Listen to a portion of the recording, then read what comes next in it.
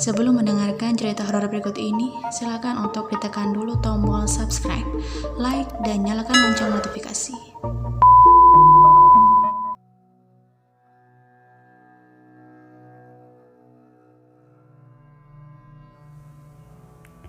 Halo pendengar, jumpa lagi dengan Hesti di channel cerita pengalaman horor Hasta Hesti. Ceritakan pengalaman horormu di sini. Hari ini aku akan menceritakan kembali cerita Rumah Tusuk Sate part 2 setelah sebelumnya diceritakan ada sosok bersorban dan bercadar di part 1. Yang belum mendengarkan wajib banget putar dulu video cerita Rumah Tusuk Sate part 1. Linknya bakal aku taruh di description box. Nah, kira-kira ada cerita apa lagi di rumah ini? Yuk kita dengerin. Halo pendengar channel Hasta Hesti, aku Miss D. Sebelumnya aku udah cerita mengenai rumahku yang katanya tusuk sate. Dan kali ini aku mau cerita lagi pengalaman horor yang aku alami baru-baru ini di tahun 2020. Namun sebelumnya aku mau cerita dulu kejadian aneh yang terjadi ketika rumah ini masih dalam tahap pembangunan.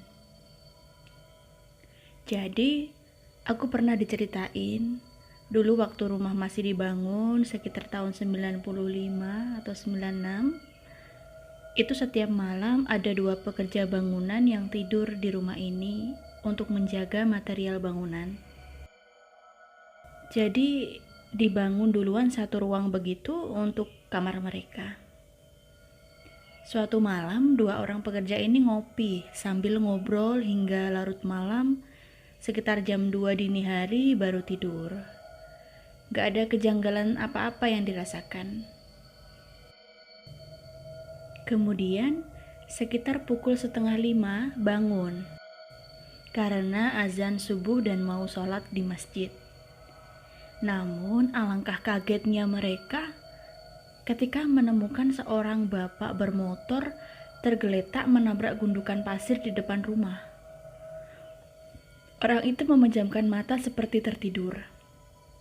Langsung saja bapak ini dibangunkan oleh pekerja kami dan kaget. Singkat cerita, bapak ini bilang kalau semalam beliau pulang dari piket kerja jam 10 malam. Jarak dari kantor hingga ke lokasi ini kurang lebih 30 menit. Jadi kemungkinan besar bapak ini jatuh di depan rumah kami sekitar pukul 10:30 malam. Dan harusnya pekerja kami dengar kalau ada orang jatuh. Ini nggak ada, benar-benar sunyi malam itu. Dan anehnya lagi, bapak ini mengaku kalau rasanya beliau itu naik motor seperti nggak sampai-sampai hingga dibangunkan oleh pekerja kami tadi. Begitu. Lalu berdasarkan cerita dari orang-orang sekitar rumah kami juga, ada 2 pandangan yang berbeda ketika melihat rumah kami. Jika orang itu tidak ada niatan buruk sedikit pun terhadap kami, mereka akan melihat rumah kami itu terang dan biasa saja. Namun jika orang punya niatan buruk sama kami, melihat rumah kami seakan rumah itu gelap dan menyeramkan. Selanjutnya ini ke cerita intinya. Jadi ceritanya ini aku alami baru-baru ini aja. Pas aku pulang ke Madiun. Kebetulan bapak sudah pensiun.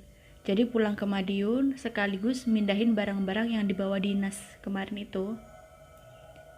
Aku dari Malang dijemput ikut pulang bantuin beres-beres. Lalu setelah sampai di rumah, aku bantu-bantu menata barang di rumah. Lalu aku capek. Terus aku tidur di kamar. Tidur siang ini ceritanya. Kamarku itu letaknya paling belakang dan selalu gelap. Penerangan cuma dari angin-angin terbuka di atas, dan itu pun gak full kena sorot cahaya. Jadi remang-remang gitu. Kalau lampu gak dinyalakan, mau malam atau siang selalu begitu. Ketika aku tidur, tiba-tiba aku kebangun dan ngerasa tindihan. Soalnya badanku gak bisa gerak dan aku merasa dadaku terasa berat gitu. Seperti ada yang menduduki. Lalu kepalaku kebetulan posisinya miring. Itu seperti ada tangan yang menekan gitu, seperti menahan. Jadi aku gak bisa noleh juga. Tapi aku sempat ngelirik. Yang aku lihat itu yang duduk di atas dada, pakai baju merah dan rambutnya panjang banget. Cuman aku gak kelihatan wajahnya. Karena aku takut, aku langsung baca-baca surat-surat apa aja sehafalku yang ada di otak. Terus aku nyebut astagfirullah, astagfirullah. Malah diledek dong sama dia. Dia niruin bilang, astagfirullah. Waduh, apaan nih? Saking paniknya, akhirnya aku keceplosan ngomong kotor.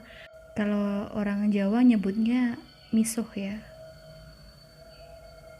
Aku langsung bilang, jancuk. Langsung tiba-tiba plong dan bisa bangun. Sosok itu udah hilang gitu aja. Setelah itu aku aktivitas seperti biasa, tidak terlalu memikirkan hal tadi.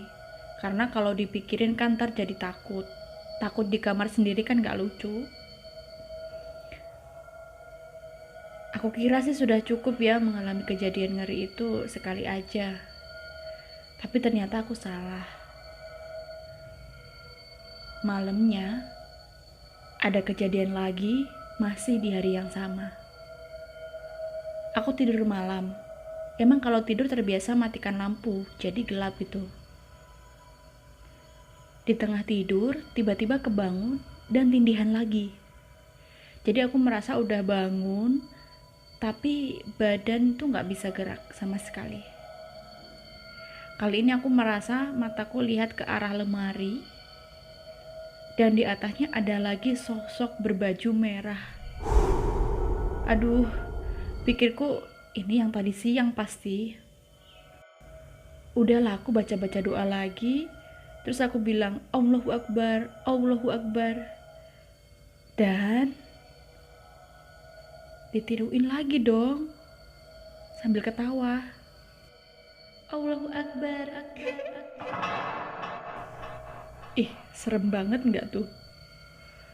Karena ketakutan, aku merem terus, gak berani buka mata, sampai aku tertidur dan bangun ketika hari sudah pagi. Nah, itu tadi yang terakhir aku alami sebelum akhirnya aku kembali lagi ke Malang. Sekarang aku bersyukur sih, alhamdulillah rumah sudah gak kosong lagi, karena ada bapak ibu yang menempati. Dan semoga tidak akan ada hal-hal buruk yang terjadi setelah ini di rumah kami.